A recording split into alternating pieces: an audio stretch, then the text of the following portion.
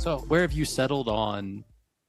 Is that something that you still feel pretty strongly about? If I can't have my setup in the most optimal kind of complete way that I see it in my head, I'm not going to make music.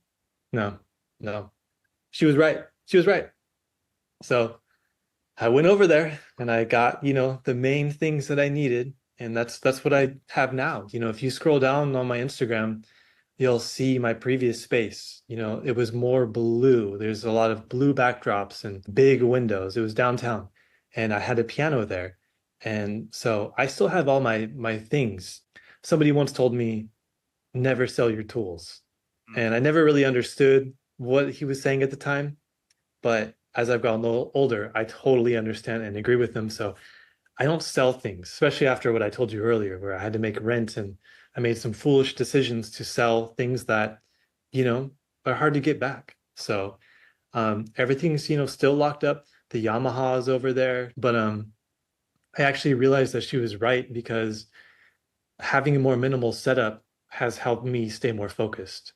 So and yeah, it sucks because I will have to, take a trip every once in a while. I'll be like, oh, I'm working on this thing. I need the grandmother, so hop in the car, drive over there. And there's nothing more depressing than visiting your storage unit. You open it and you're just standing in there and you're like, I'm paying money to have all this stuff like sit here. Like, why? This is like the most American, like capitalist thing ever. Like, this is just messed up on so many levels. I grab the grandmother, lock it up, get out of there, and do my thing.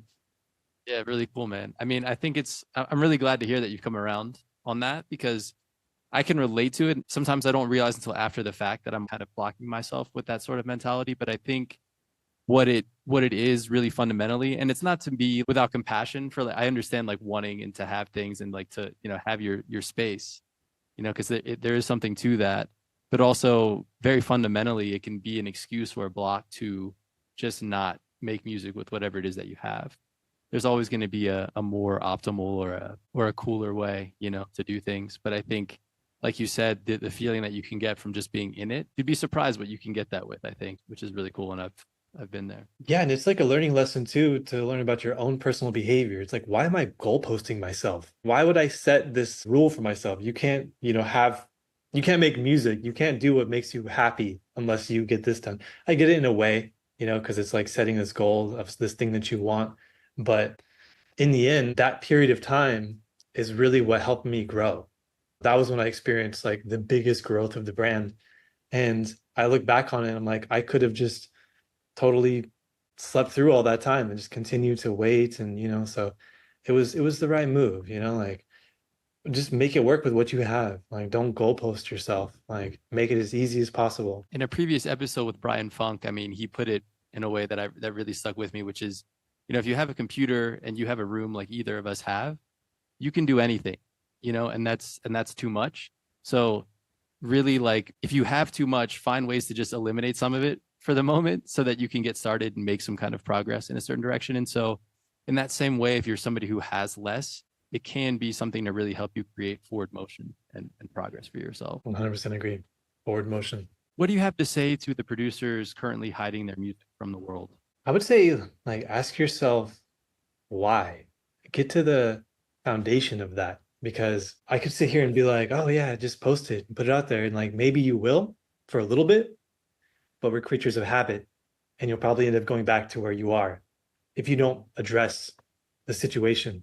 Because, like, I know people, there's someone I've worked with who makes amazing music. And this is like no problem too. Like, if you are one of those people who make amazing music and you make it for you, I respect that so much. If you're like, I don't care about people hearing what I do, I don't care about social media, I do this for me, me only, I respect that. I did that for 10 years. That was me. But if you want to put it out there, but you're struggling, yeah, find out why, like figure it out. Because I have that friend who makes great music and he'll put stuff out and then he'll take it down. And a lot of it, I think for him and some people, it comes from it's not, wow, it didn't come out how I thought it would. And I do think that from my own experience, as I've revisited music that I've made where I've had that similar idea, the time and the space makes me realize, no, that was good. Now that I'm hearing it, I actually do think this is good. So the thing about releasing music is that it's no longer yours. you relinquish control. It's like it's in the world now. That like post, that upload, it's a beautiful thing in like, okay, so now stop opening that session. Quit messing with it because there's no need now. It's done. Archive it away, and whatever happens, happens. It's not really for you anymore. It's for the people. And find that reason, whatever's stopping you. It could be also, what people have to say. And with that, God, I don't know. Like, I mean, I struggle with that too.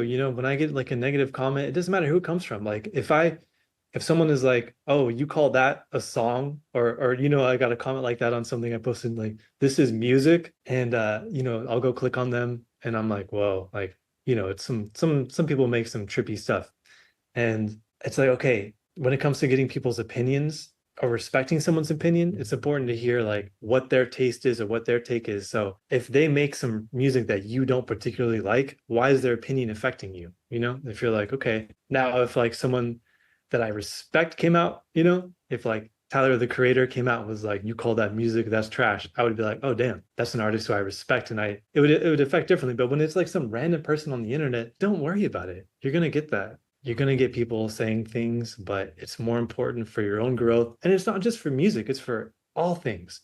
Put your stuff out there. If you're passionate about what you do, like the right people will take notice, all in good time. Just make sure that you are putting your best work forward that you feel best about, not what you think other people like. So I love that, man. And the question that I have for you is, how did you get there? And maybe are there questions that you would ask yourself or that you would offer other people? Because I'm not asking you to answer and solve this problem for anybody, but maybe through your experience of understanding, because I love the idea of going upstream, to figure out, okay, well, me not posting or sharing my music or in any place publicly, it's just an action, right? But trying to figure out, okay, why is it that I behave this way is a harder thing to get at. And so I'm curious about how you found that for yourself. That's a great question because I missed a really important point in that whole spiel, which is I've stopped music many times in my life and picked it back up and jumped back and forth. And the main reason why 100% is because I was obsessed with the comparison.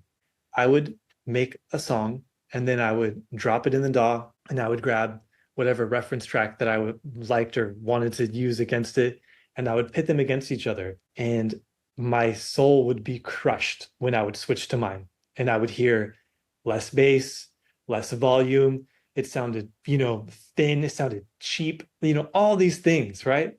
And I would do that religiously. That was like my favorite thing to do.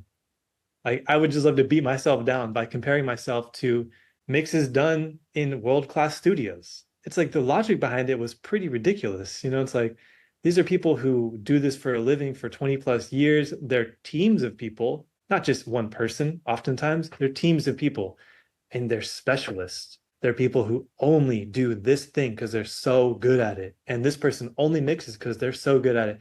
And it goes down the chain to create this, quality is accumulative. So it goes down the chain to create this one piece that's so amazing. And then I spend 3 days messing around with an idea, pitted against it, and then I allow that to damage my personal self-worth. And then I'm like, I quit music. It's not for me. And how did I get over that? I stopped doing that. I literally just stopped comparing. Now, I'm not going to lie. I do it occasionally now, but not like I used to back in the day. Back in the day, it was every track, every single thing I would do. And there was moments where I was thinking like, should I switch DAWs? Is it Logic? Is that why I can't get things to be as loud and like hit as hard? Is it, just me? Like, do I just suck? Am I cursed? Like, am I just not able to do this? And eventually I just stopped comparing because people started to say like, the more, oh, okay, as I would put my music out very slowly and kind of secrety because I was shy, occasionally I would get responses from people. And I'm a pretty good judge of character. So I could tell if someone was like, oh, that's cool, man. Like, I dig that. Versus like, you made this? Can I have this? Like, can you give me a copy of this? Like, I want to listen to this. I'd be like, oh, that was genuine. That's different. And now, when I gave them a copy of it to listen to it later, do you think they pulled up DNA by Kendrick Lamar and switched back and forth and was like, you know what? Kendrick's 808s hit a lot harder. I actually don't like this song anymore. Mm. No, absolutely not. So quitting the comparison is what allowed me to become free in the sense where I will put out anything now That's because I realize like it's okay. It's okay if it's not perfect. It's okay if it's quieter. It's okay if there's more noise. It's okay if it doesn't stack up. No one's checking. yeah. I mean, dude, I love it because, and in addition to compare, like to not comparing, I think also what's embedded within what you just said is if you're going to compare, also understand how to adjust comparisons so that it's closer to apples, right? Because somebody doesn't go try to build a computer by themselves and then compare it to a MacBook. You know what I mean? It's like we appreciate inherently those kinds of products and those kinds of things as teams of people who specialize, like you said, in very different disciplines. And it's like, it's the aggregation of all of those incredibly talented people in really narrow disciplines that allow these like amazing things to get created. And because music is often marketed, especially using the Kendrick Lamar example, it's Kendrick. But we forget it's like, hey, there is a team of people working on just the drums, just et cetera, and all the way top to bottom. You know what I mean? So it's a really important thing to keep in mind as the individual producer in your house with a computer. It's just a very different thing, because let alone the other disciplines and talents, you don't even get the luxury of like bouncing it off of people as you're writing it or in the process. You're literally doing everything yourself. And so I love everything you just said about comparison and especially that piece. Like there is some value to it, but also it's sort of like imagine having a boss who makes you work long hours and only points out everything wrong about what you do. Like a lot of us are like creating that kind of person inside of ourselves all the time, and so you would never sign up to work for another person like that. So it becomes why create that sort of environment for yourself. So Facts. so with all that said, man, I mean, you've alluded to it a little bit, in kind of the 10 years not making music or sharing it. And tell us about Wondertone, and how it came to be. Yeah. So at some point, I just became completely obsessed with drums. I find drums are kind of one of the most difficult things to nail, as far as like the sound and the aesthetic of music that I like.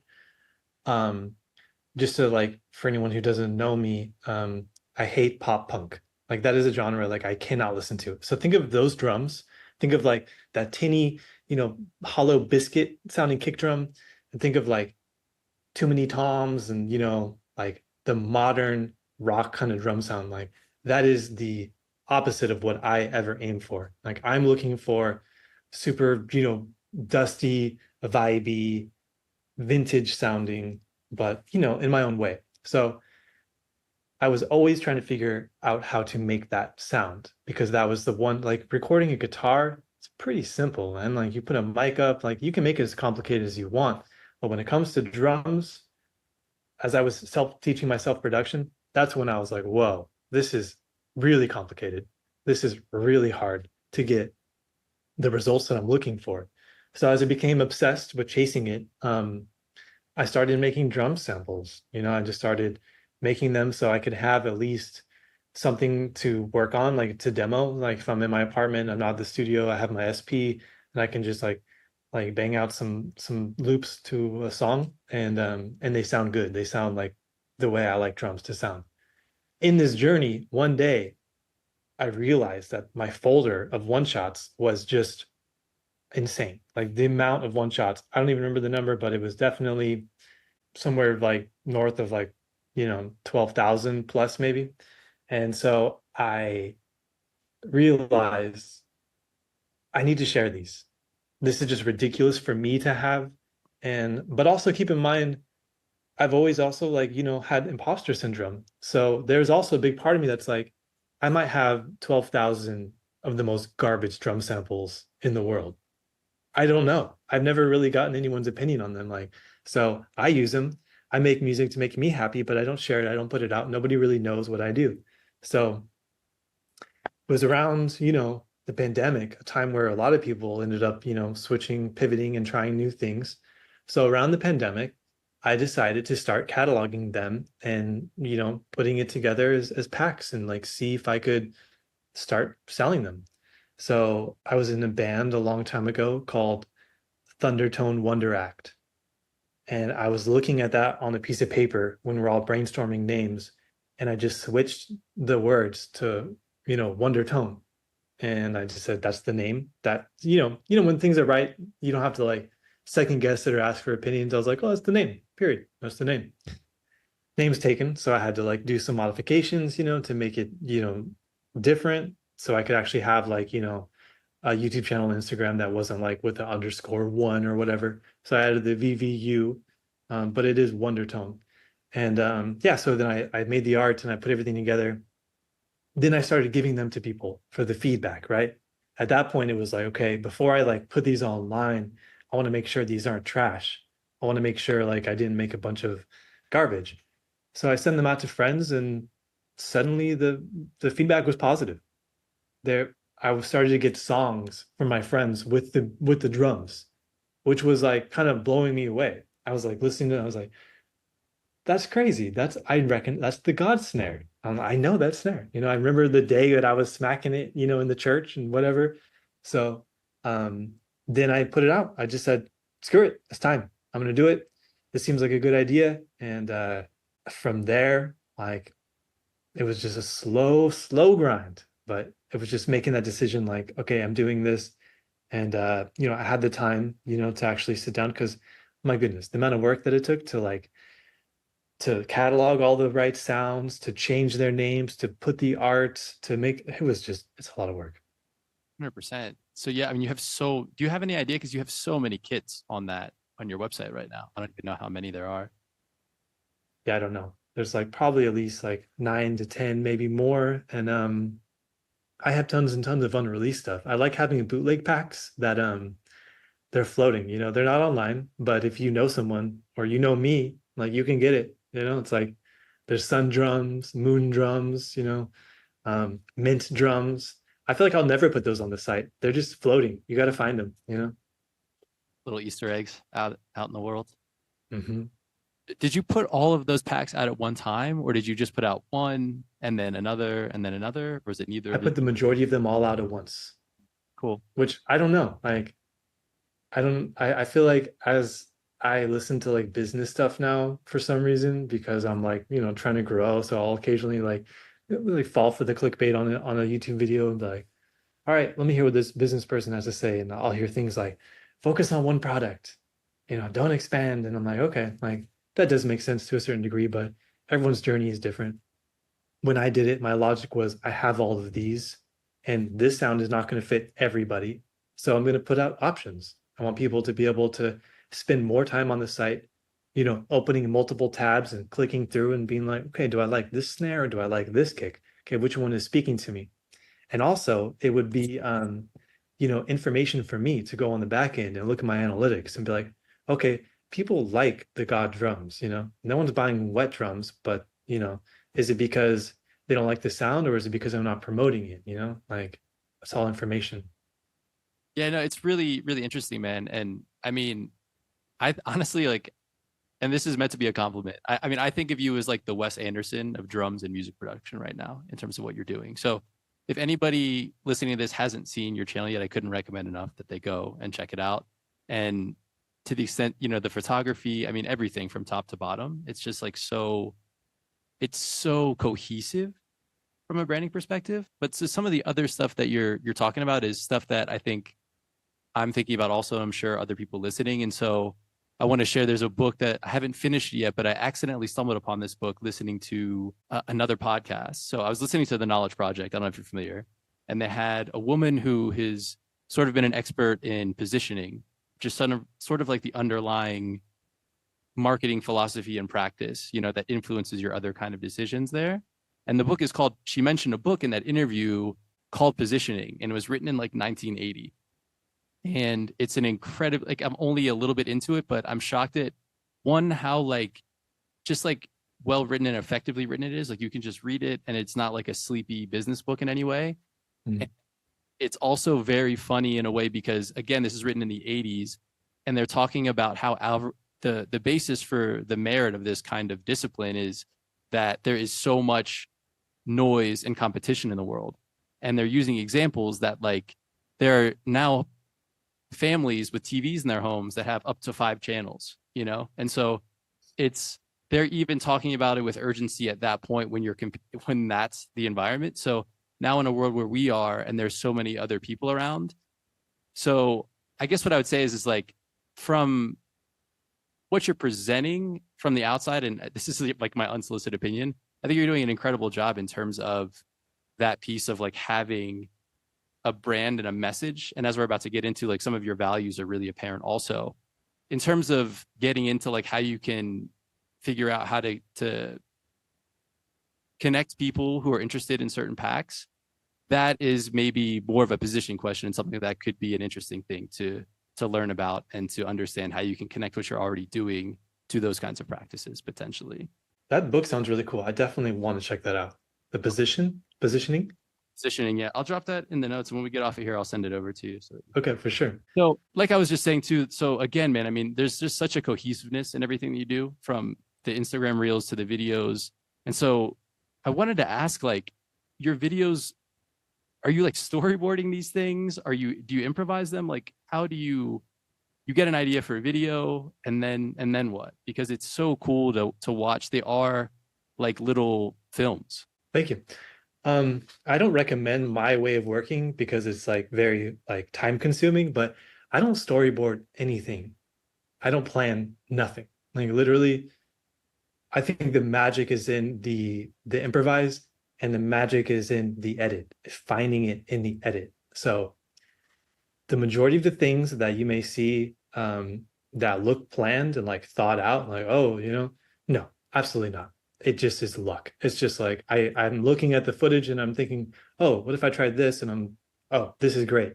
And part of that is because God, I was having a conversation with a friend, and he was talking about a dream he had, and it was super weird. And he's like, how could I like, access more thoughts like that? And I was saying, well, that's still your idea in there somewhere. You just came to it through a dream.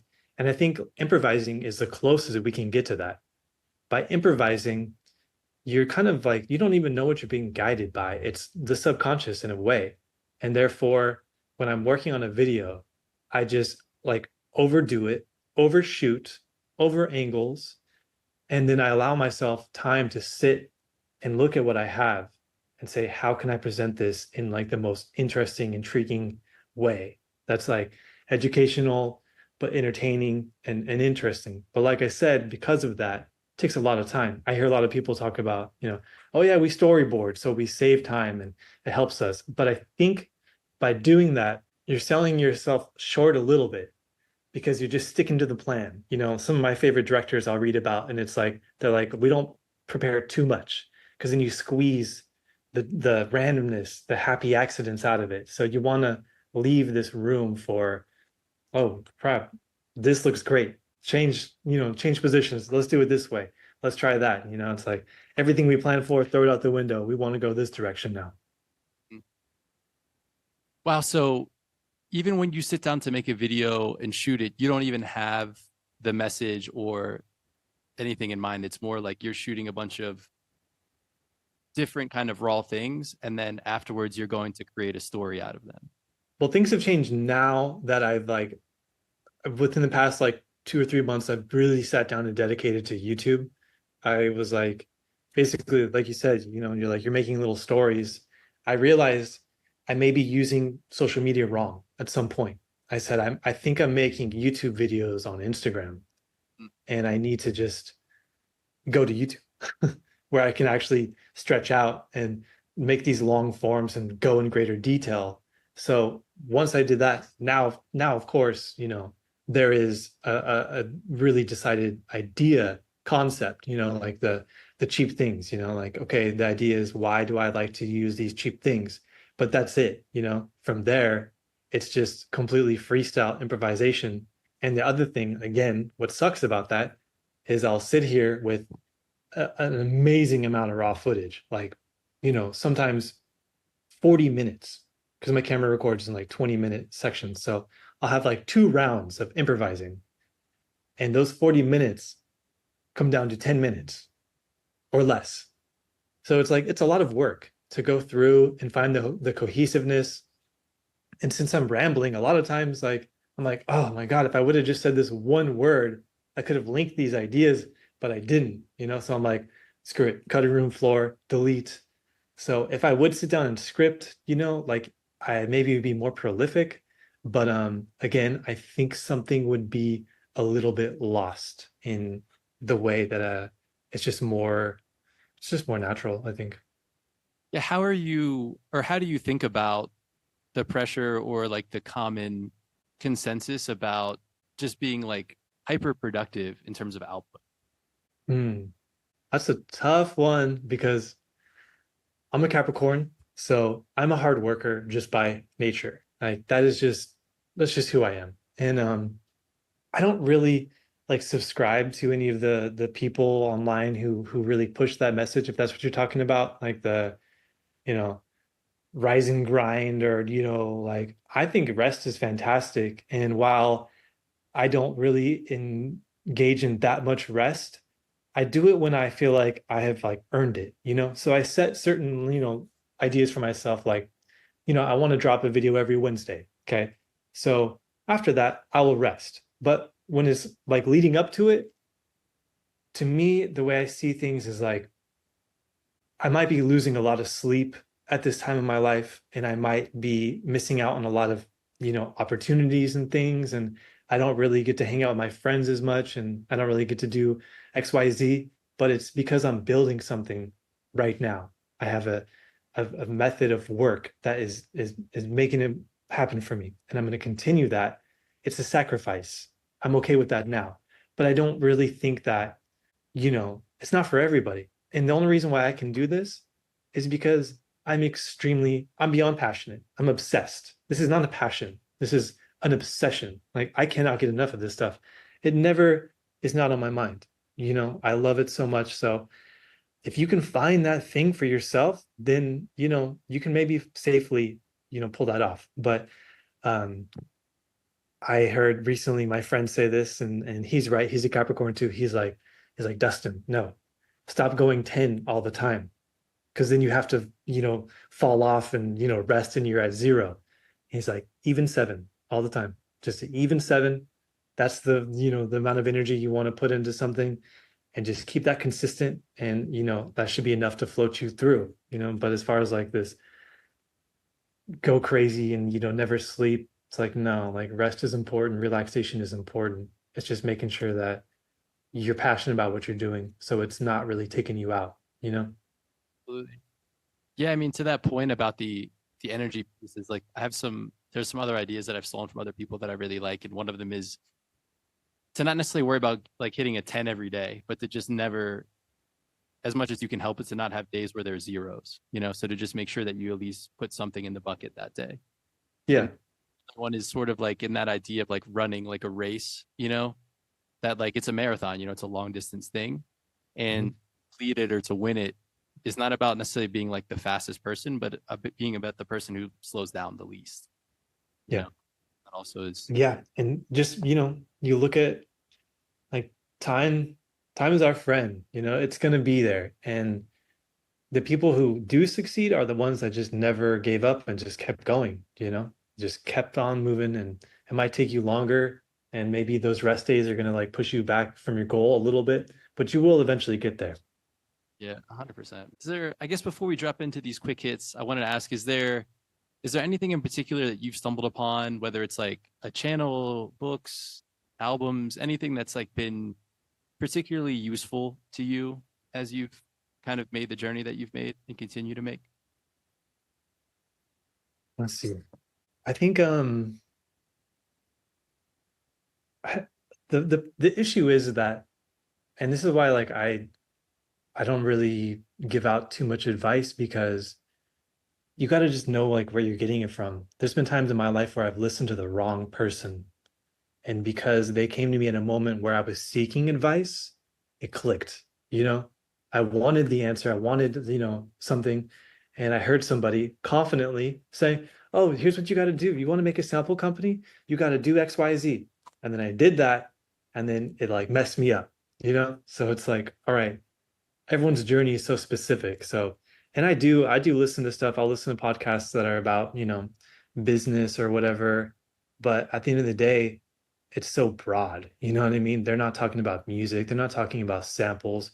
They're like, business is about solving a problem. You got to solve a problem. I'm like, how do I solve a problem with drums? Like, it's not really a problem. It's just like people just want more options, Like, I don't know. Maybe I haven't connected that yet. Maybe there is a solution there, but yeah, I just feel like it's like you can take in the wrong information sometimes. So, but I'll listen to stuff. I'll listen to stuff and take it all with a grain of salt. I can't think of anyone like offhand right now.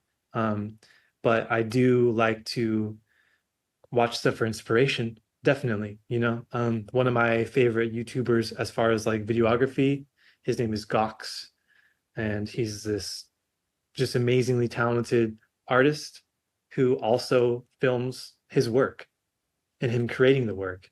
And his style is just like big for me. Like I just really, it really inspires me. So So how do you spell that? I want to link his channel also.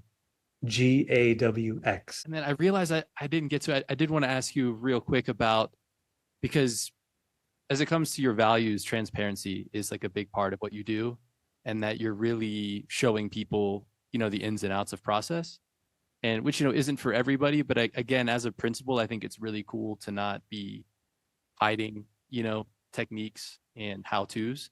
And so I just wanted to ask you to speak a little bit about where that comes from and why that seems to be something so common and central in what you share. Yeah, I think maybe it came from the photography world, Like I told you about that time in my life where I pretty much gave up on music because I couldn't get 808s to hit like DNA. I ended up like picking up film photography. Great hobby because it's silent. There's no mastering involved. That was my favorite thing. Take a picture, looks good, done, You don't have to make a picture loud. So I started to see people in that world, very gatekeepy. I didn't really know. Like, so I would look at people's Instagrams and I'd see comments, and oh, what kind of camera do you use? And maybe this comes from like people being annoyed being asked the same questions. I'm not sure, but I can remember seeing people just like not wanting to tell what kind of film stock they use, what kind of lens. They wanted to keep it to themselves. And I was just thinking like, why? Why is that? And I could almost relate a little bit too, because with my drum samples in the very beginning, I was like hesitant to like share them because I thought, well, people would steal my sound, right? And then I realized that that's bullshit. It's like people are gonna make it their own and make their own processing and change it and flip it. And then a lot of times when I would hear people using my samples, at some point I started to like not recognize them. I'd get sent a song and I'm like, oh, this is cool. And they're like, did you notice like blah blah blah? I'm like, no, oh shit, let me listen again. And I'm like, okay, yeah, I hear that now. So from those experiences, understanding like, okay, no, sharing is actually really important, especially for like building the community. And then like I started to really enjoy the transparency of failure because like social media is so built upon like, I make drum samples and like not that specifically, but like, if I were to like approach it very normally, it's like, oh yeah, it's so easy. I just show up and throw a couple mics here, press record in the tape machine and they sound dope. And it's like, no, the tape machine spit out the tape multiple times. Like there was this weird buzz, So I like to show that process as well, where it's like, okay, I failed. I worked really, really hard on this pack and it's terrible. And I had to delete it. Because I didn't want, someone to hear it because it wasn't up to quality. And I tried my very best, and certain things are out of my control. But I like to show that because it's just real and it's just that's the way it is, It's like I want at the end of the day, and this is something I want to like start tacking onto my videos perhaps, is okay, like, I hope that you now turn off your computer and you try this if you want to do it.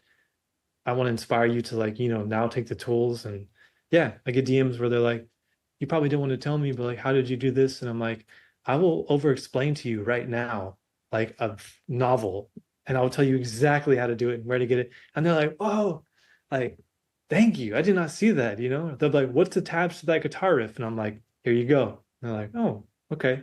It's just connecting to the community and just making sure that everyone is like, you know, having a good experience with, music and Wondertone as a whole. Yeah, that's what's up, man. Really cool. And last thing is, so are there any projects upcoming or past even that you'd like to highlight or point people listening to go check out? Yeah, like I said, I'm a Capricorn, so I'm like I'm a robot essentially. And so the amount of work that I have in the archives is just staggering. And it's just it's overwhelming. But I have a pack coming out very soon. It's going to be called 1969 Breaks. And that is going to be um, pretty much an accumulation of like all my knowledge, all everything I've learned. And it is the best pack. It's going to be a loop pack. And it is just, I can't even believe I made it. You know, I made it a couple months ago and I've just been kind of tweaking and tweaking and tweaking, but it's almost ready, and I just have a really good feeling about it.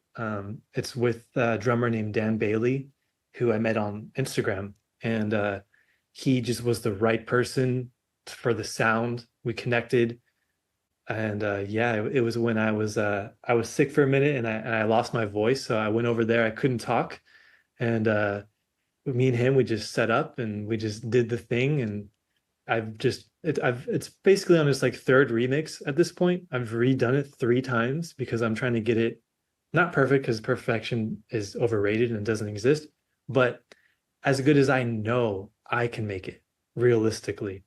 And I finally nailed it. So there's that. And yeah, man, I'm just trying to hit the YouTube hard. You know, I'm really enjoying, like I said, spreading out with the long form and just going in greater detail. And just exciting to see like people saying they're inspired and like want to do this too. Yeah. Yeah, man, I'm really excited to hear this pack. That sounds amazing. So congratulations on wrapping that up, and I'm excited to see it. And again, man, I mean, check out Wondertone's channel. I'll obviously be linking that in the show notes for everybody to check out. It's again, man, this guy is the Wes Anderson of music production and drum processing. Please support this man and check him out. Whether you're a music fan or a music producer, I think you'll enjoy the channel. And also, yeah, with that said, do you want to drop your Instagram handle? Because you're also pretty active on Instagram also. Yeah, everything is pretty much at Wondertone, VVUNDER tone, TikTok, Instagram, and YouTube at the moment. With that, your doll of choice is My DAW of choice is Logic. You know, it is what it is. I'm not like a big fanboy of Logic. In fact, I will talk a lot of crap on Logic because it pisses me off like every day. I also have Ableton and I do use it from time to time, but it's a bit for me like learning a new language still. You know, I don't have the fluidity to just kind of jump around. So I'm not quite there yet. So for better or worse, it's Logic for now. gotcha. 3 favorite albums. Oh my God. My 3 favorite albums. It's so funny. Yeezus. I love Yeezus. I was always a fan of Ye, and but when he put out Yeezus, I was like, just it changed for me because I love like noise, harsh distortion. So that music, that was just a big pivotal moment for me. It inspired me so much. So Yeezus top for sure, absolutely. Pet Sounds. You know, we were just talking about Beach Boys. That was another one. How I talked about the majority of Beach Boys output is like pretty crap, not to be respectfully is kind of crap. Um, but Pet Sounds is just an amazing sonic odyssey that if you are interested in 60s music, you know, you should definitely check out. Um, and then I would say Beats, Rhyme, and Life by Tribe. Not their most famous, you know, highly critical album, but I typically like gravitate to those albums of artists, you know, like not the one that everyone is like, this is amazing. Not because I'm trying to be contrarian, but just my experience, my personal experience. I was probably 16 and I walked into my local, you know, record shop and I discovered like a cassette cabinet and they were like $2 each. So I would just go there, you know, I would smoke a little weed, ride my bike over there and just pick something by the artwork, come home and listen to it. And one night I bought Tribe Called Quest, Beats, Rhymes, and Life, and DJ Shadow, Preemptive Press, I think, at the same time. And I came home with both of those albums, put them on, and the first chord, the phony rappers came on, and I was just like, that just changed me completely. From then on, like I had never heard of Tribe. I didn't really know like East Coast hip hop. So that was just like a huge like moment in my life that just came from like a random visit to the store. So Have you read that book, the Tribe Called Quest book? no, I haven't. Yeah, I mean, if it's a pretty short one too, and it's just, I mean, he's such a good writer. It's definitely worth checking out. Go Ahead in the Rain, I think is what it's called. What's it called? Go Ahead in the Rain. Okay. I will definitely put that on the list. It's yeah, such a cool book. If you're a Tribe fan at all and haven't read it, I couldn't recommend it. No, it's also just a cool. It's a cool perspective and just like kind of I don't know because it's like it's one person's perspective about how impactful that music was. Um, yeah, that guy's such a great writer. Best music related purchase you've ever made for $100 or less. That's gonna have to be X noise, as like a analog instrument lover. Inevitably you're gonna have to start doing some cleaning, and I feel like X noise back in the day was like $500, but now it's on sale for like $20. Wow. And so what does X Noise do? And it's not just for like vintage stuff, like everyone's gonna have some kind of noise and hiss or something involved. So it's a good tool for me to just kind of clean things up. Got you. So it's a noise reduction tool. Yeah. Cool. I don't know it. Yeah. Something you bought and never used. The Behringer Poly D. I bought the Behringer Poly D and I was like, oh, so sick, polyphonic Moog. And I was like, I could not connect with it. Like a week into it, I was like, I don't like this thing at all. I want it out of here. So I sold it. I just never again. I've never played one, man, but yeah, I remember when those things came out, there was so much excitement around them. So I appreciate your honesty, and I'm sorry to hear it didn't work out. People love them. So that's just my personal experience. So Yeah, man, I hope I get a chance to play with one day. I never have. One habit that gets in the way of your music. um I would say like alcohol, honestly. I recently quit drinking in March, and that's been another big, shift in my workflow. Like the reason why I've been so prolific this year is because I'm sober, I have way more energy, I have way more time, and that was just a big one for me, Even like I mean, I was like a not even like a terrible alcoholic. Like I just like to drink every once in a while, but the second I would be having a couple of beers or drinks, like working on a project, eventually the work would start to suffer. That was just like undeniable. And I would eventually like get too tired, I'd want to like turn in at 1 and now I can turn in at 4, So Something you wish more people understood about music and or production. I think that it's better to learn by doing than by studying. There's definitely like amazing info out there in the world, but like for anyone to sit here and think like I have to like, go to a school and get a full degree to like do this or spend, hours and hours on, YouTube watching tutorials when they have like the actual thing right next to them. It's like, no, just dive in and just do the thing much better than just, overloading with knowledge. Learning otherwise is hypothetical, no? Someone else you'd like to hear from on Producer Head. I would say my friend, the 44th Floor. He's a really amazing beat maker. And we just have so many similar pieces of gear that it just like cracks me up. Like I'll see his posts and I'm like, he's got the same weird random tape machine that I have. How's that possible? So Yeah, right on, man. You'll have to check them out. we're like same guy, but like totally different at the same time, So but his beats are amazing. What's up, man? Yeah, 44th floor. Favorite movie? My favorite movie is called The Mirror, and it's by a Russian director named Andrei Tarkovsky. It's just a really trippy, strange movie about someone's childhood. What year is it? Probably like late, it's probably like early 70s. Yeah, I've never heard of it. That sounds cool. It's a heavy one. I believe it. What character from a book, movie, or show do you most identify with? You know what? Because you already gave it to me, so I'm just gonna go with it now. Like you're not the first person to say this, so I'm just gonna own it now, and that'd be Wes Anderson. Okay. Right on, man. Yeah, I say own it, He man. is a character. He is a character, right? I mean, he's a real life character. Absolutely. Man, I mean, we've reached the end, man. I can't thank you enough. I've had so much fun talking to you. Is there anything else you'd like to say with the people before we get out of here? Nah, I think we nailed it, just stay inspired, stop scrolling and find something that makes you happy so you can do it for the rest of your life without feeling like work. What's up? So, thank you to Dustyn and Wondertone. This concludes another episode of Producer Head. This has been Toru, and in a way, so are you. Peace. Thank you for joining us for part 2 of this conversation with Dustyn Hiett of Wondertone.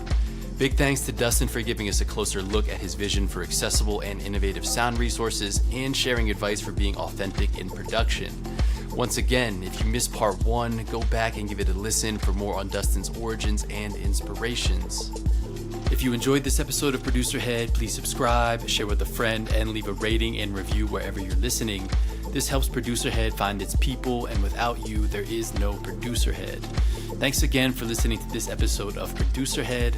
Don't forget to head over to torubeat.substack.com and subscribe so you never miss an episode, along with some great extras like episode transcripts and access to the bi-weekly podium, a curation of my 3 favorite discoveries from on and offline over the past week. It's a 2-minute read providing you with a personal soundtrack, ideas, and inspiration you can use immediately. I promise you won't want to miss this. Join the community of producers receiving personally curated music, ideas, and inspiration to develop their craft. Subscribe at torubeat.substack.com. This episode was co-produced, engineered, and edited by Matthew Diaz. From Producer Head, this has been Toru, and in a way, so were you. Peace.